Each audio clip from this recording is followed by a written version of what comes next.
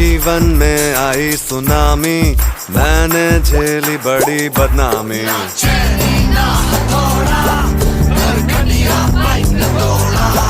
मुझे सबने बड़ा समझाया, तू प्रिंस क्यों नहीं लाया?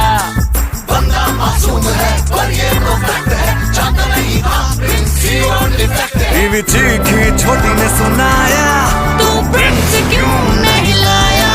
अपनों ने भी मुंह मोड़ा, घर खटिया पाइप ने तोड़ा, मुझे कहीं का भी नहीं छोड़ा।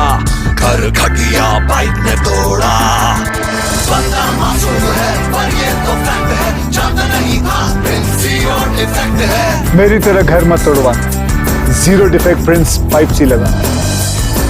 तू प्रिंस क्यों नहीं लाया?